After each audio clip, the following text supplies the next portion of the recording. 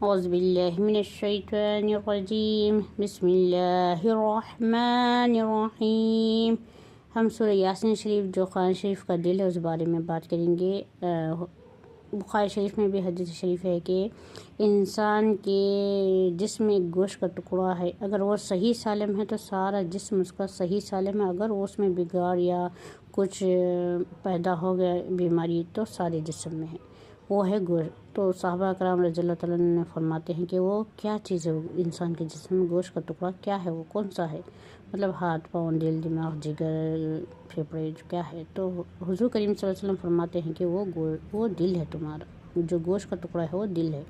اگر تمہارا دل صحیح ہے تو سارا اعضاء صحیح ہے، اگر دل صحیح نہیں تو سارے اعضاء غلط ہے، سارا جسم تمہارا بیماری میں یا اس میں ہے، خرابی میں ہے۔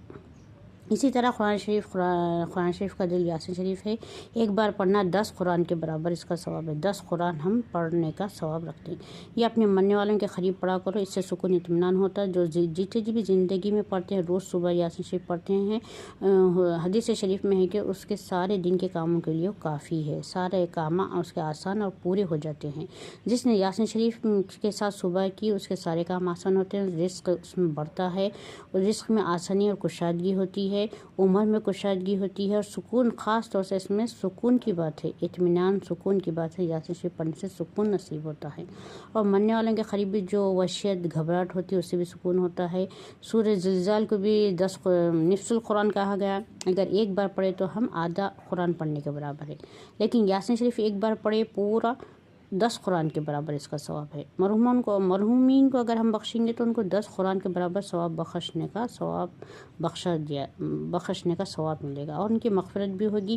قبرستان میں پڑھیں گے تو 80,000 سال تک وہ قبرستان میں عذاب نہیں ہوگا۔